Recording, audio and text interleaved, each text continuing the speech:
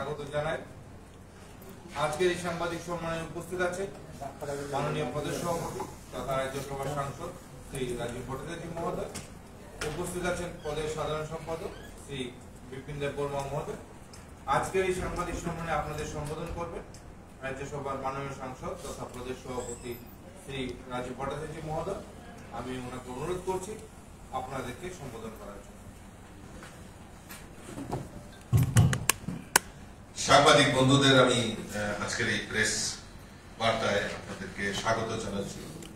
আমার সঙ্গে এখানে উপস্থিত আছেন আমাদের ভারতীয় জনতা পার্টির প্রদেশ কমিটির যিনি সাধারণ সম্পাদক শ্রী বিপিন দেব বর্মা এবং আমাদের মিডিয়া ইনচার্জ শ্রী সুনীল সরকার মহোদয়। আপনাদের কাছে আজকের এই প্রেস কনফারেন্সের মূল যে বিষয়বস্তু সেটা হলো আমরা ইউনিটি মার্চ, একতা মার্চ আমাদের সংগঠিত হচ্ছে। কেন এই একতা মার্চ, কেন আমরা এই একতা মার্চের আমরা আয়োজন করা হয়েছে, আমাদের সরকারি হোক আর আমাদের পার্টি লেভেলে হোক, আমরা এই একতা মার্চের আয়োজন করেছি।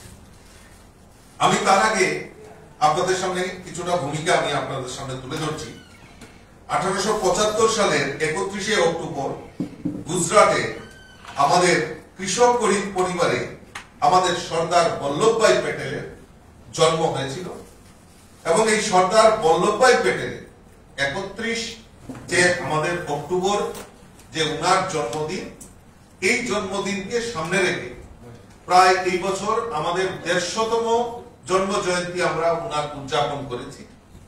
ইতিমধ্যে আমাদের সরকার, আমাদের দেশের যশস্বী প্রধানমন্ত্রী নরেন্দ্র মোদীজির নেতৃত্বে যে সরকার, কেন্দ্রীয় সরকার এবং আমাদের ভারতীয় জনতা পার্টির নেতৃত্বে যে সংগঠন, আদরণীয় জেপি নাড্ডাজির নেতৃত্বে যে সংগঠন, আমরা সিদ্ধান্ত নিয়েছি যে আমাদের এই যে আমাদের সর্দার বল্লভভাই প্যাটেলের যে ভারতের অখণ্ডতাকে রক্ষা করার জন্য উনি যেভাবে আমাদের দেশকে পরিচালনা করেছেন, তার জন্য আমরা আমাদের এই 150 বছর এবং উনার স্মৃতিকে স্মরণ রাখার জন্য আমরা একতা মার্চ আমরা শুরুয়াত করতে যাচ্ছি। তো তার জন্যই আমি আপনাদের সামনে এই প্রেস কনফারেন্সের মাধ্যমে সেই কর্মসূচিগুলি আপনাদের সামনে উল্লেখ করার জন্য, আপনাদেরকে জানান দেওয়ার জন্য আমরা এখানে এসেছি। সর্দার বল্লভভাই প্যাটেল উনি মানে ম্যাট্রিক পরীক্ষায় উত্তীর্ণ হয়ে প্রথমে উনি আইনি পড়তে শুরু করেন এবং পরবর্তী সময়ে লন্ডনে গিয়ে ব্যারিস্টারি পড়েন। পরে দেশে ফিরে এসে আইনজীবী হিসাবে প্রতিষ্ঠিতা লাভ করেন এবং তার বক্তৃতা, যুক্তিতর্ক ও সাহসী মনোভাব তাকে দ্রুত জনপ্রিয়, মানুষের কাছে জনপ্রিয় হিসাবে তুলে ধরেন এবং উনি ধীরে ধীরে রাজনীতিতে প্রবেশ করেন। মহাত্মা গান্ধীজির প্রেরণায় উনি স্বাধীনতা আন্দোলনে সক্রিয়ভাবে যোগ দেন এবং জমিদারি বিরুদ্ধে, জমিদার প্রথার বিরুদ্ধে উনি আন্দোলন এবং অসহযোগ আন্দোলনের নেতৃত্ব দেন।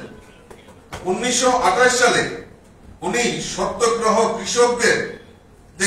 কৃষকদের পক্ষে উনি নেতৃত্ব দিয়ে জমিদারি যে কর বৃদ্ধি তার বিরোধিতা করেন, আন্দোলন করেন এবং তখনই উনি আমাদের এই যে সর্দার বল্লভভাই প্যাটেল হিসাবে উনি সেটা উপাধি পান।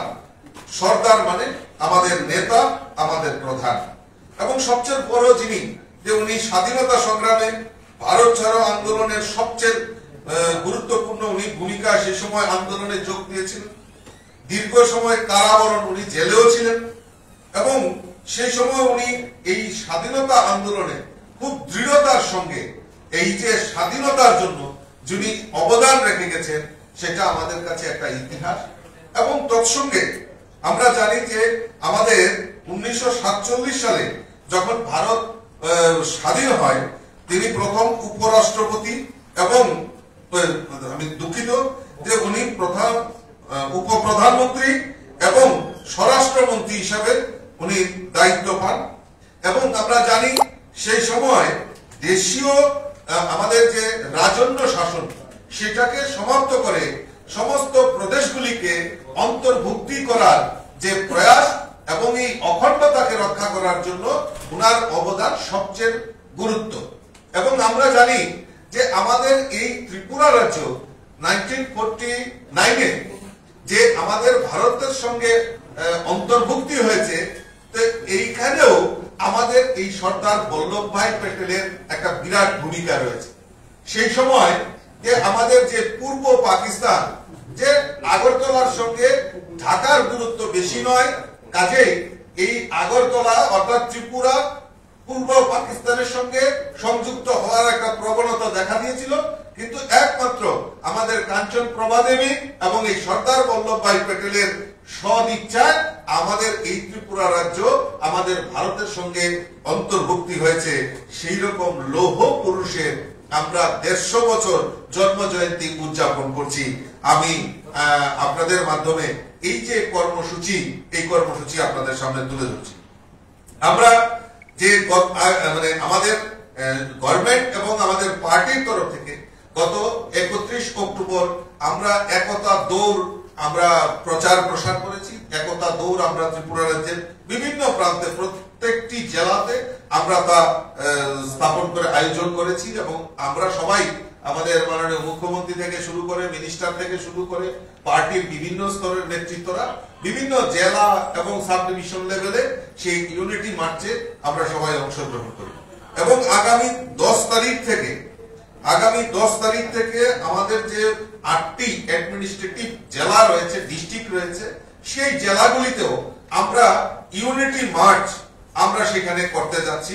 তার জন্য প্রায় প্রত্যেক দিন আমরা এই প্রত্যেক জেলাতে 8 থেকে 10 কিলোমিটার আমরা এই ইউনিটি মার্চ, একতা মার্চ আমরা সেখানে আয়োজন করেছি। আমি জেলাগুলি কোনখানে কোন সময় হবে সেটা আপনাদের সামনে তুলে ধরবো। তার আগে এই ইউনিটি মার্চ কেন আমরা করছি? আমরা জানি যে আমাদের দেশের যশস্বী প্রধানমন্ত্রী নরেন্দ্র মোদীজি যে এক ভারত আত্মনির্ভর ভারত, সেটাকে স্লোগান স্লোগান দিয়ে আমাদের যে ভারতের যে অন্তর্ভুক্তি এবং এই এক ভারত শ্রেষ্ঠ ভারতের যে কল্পনা, সেটাকে বাস্তব রূপ দেওয়ার জন্য, প্রত্যেক জনগণের কাছে বার্তা পৌঁছে দেওয়ার জন্য আমরা এই একতা মার্চ আমরা প্রত্যেকটা জেলা ওয়াইজ আমরা সংগঠিত করছি। তার মূল কারণ হচ্ছে জন ভাগীদারি এবং রাষ্ট্র নির্মাণ। আমরা সবাই জানি যে আমাদের যে সরকারের যে মূল লক্ষ্য, আমাদের ভারতবর্ষের যশস্বী প্রধানমন্ত্রীর যে মূল যে থিম বা যে চিন্তা ভাবনা, সেটা হলো ভারতের অখণ্ডতাকে রক্ষা করা। এই অখণ্ডতাকে রক্ষা করা এবং সমস্ত জিনিসকে এক ভারত শ্রেষ্ঠ ভারত সেই পরিকল্পনায় নিয়ে যাওয়ার জন্যই এই ইউনিটি মার্চ আমরা সংগঠিত করছি।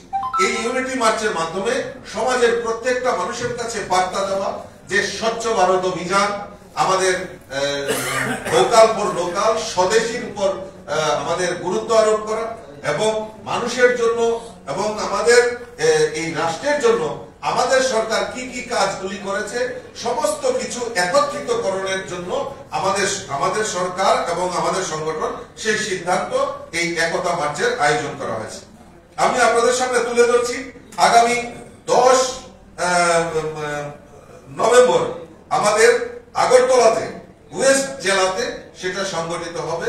আমাদের যে রাজবাড়ি রয়েছে সেখান থেকে আমাদের উজ্জয়ন্ত প্যালেস, সেখান থেকে আমাদের প্রায় হাপানিয়া মেলা গ্রাউন্ড পর্যন্ত আমাদের এই ইউনিটি মার্চ হবে।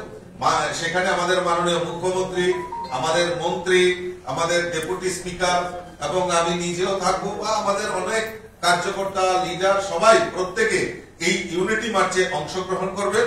এবং 12 তারিখে নর্থ ত্রিপুরা এবং সিপাহীজলাতে আমাদের 12 তারিখে সেখানে সংগঠিত হবে এবং আমাদের 14 তারিখে হবে দক্ষিণ ত্রিপুরা জেলায়।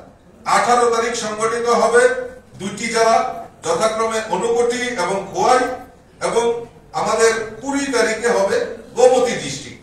এই জেলাগুলিতে টোটাল 8টা জেলাতে আমরা এই 8 থেকে 10 কিলোমিটার আমরা এই রান আমাদের একতা মার্চ আমরা সংগঠিত করব।